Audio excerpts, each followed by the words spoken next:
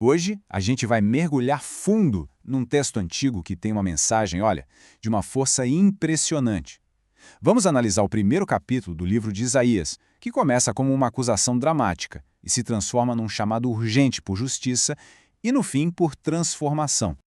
A cena que se abre aqui é cósmica. A acusação não é um sussurro, não. Ela é proclamada para que o céu e a terra inteiros sirvam de testemunhas. Essa voz, que é de uma autoridade paterna, universal, já estabelece o tom de uma queixa que é muito profunda e muito pessoal logo de cara.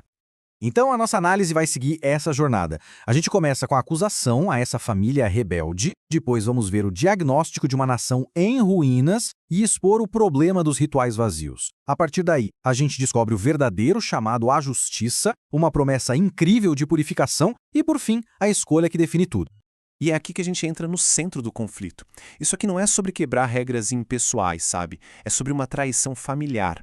O texto enquadra toda a questão como a de um pai que criou, que nutriu seus filhos só para ver eles virarem as costas. Aqui o texto faz uma comparação que é devastadora.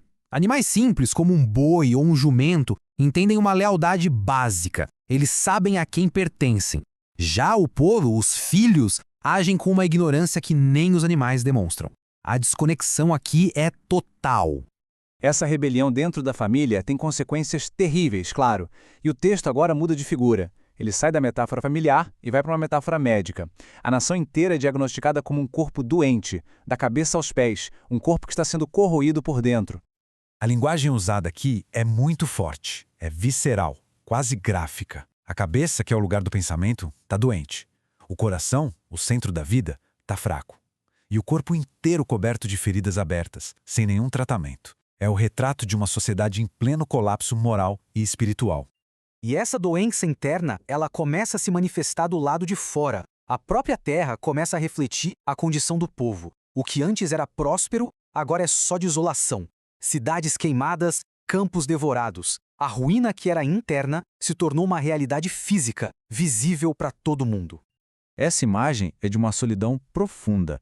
Pensa numa cabana na vinha. É uma estrutura frágil, temporária, que é abandonada depois da colheita.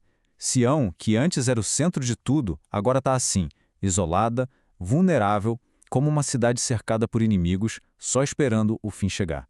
Bom, agora a gente chega no ponto crucial da acusação. Alguém podia pensar, ué, mas eles não estão tentando, não estão fazendo sacrifícios, orando? E o texto responde com um sonoro sim. E é isso que torna tudo pior. A devoção deles, na verdade, é vista como um insulto. Aqui a gente vê o abismo que existe entre a ação e a intenção. De um lado, todas as práticas religiosas aparentemente corretas. Do outro, uma reação de repulsa total. E as palavras são fortes, hein? Farto, abominação, ódio. O texto deixa bem claro que a forma, sem o conteúdo, não só não tem valor, como é ofensiva. E aqui está a razão. E é chocante. Essa é uma das declarações mais diretas de todo o texto. A religiosidade deles era só uma fachada que escondia violência e injustiça. As mesmas mãos que eles levantavam para orar estavam, na verdade, manchadas de sangue. A hipocrisia simplesmente anula qualquer ato de devoção.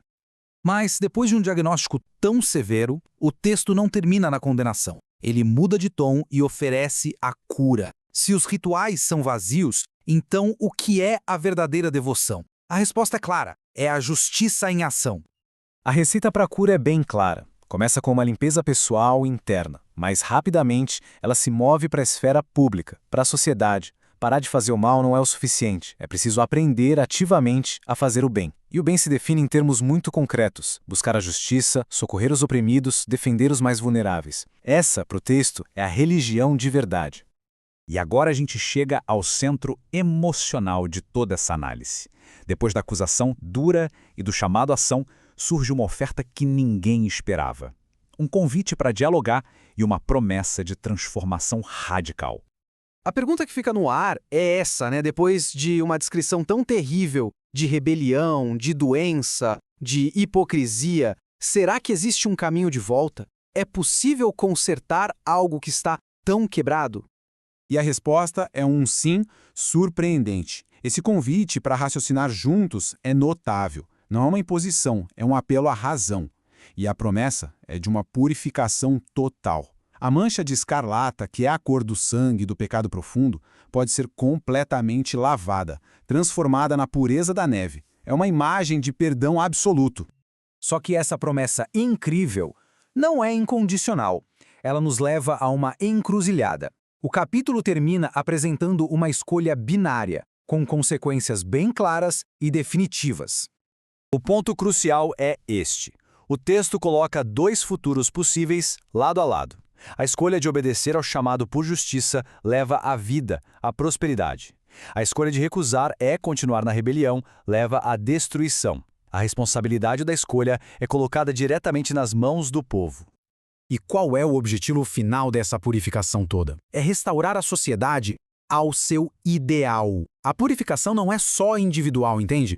O objetivo é recriar uma comunidade baseada na justiça, onde a liderança é íntegra. É a saúde do corpo social como um todo.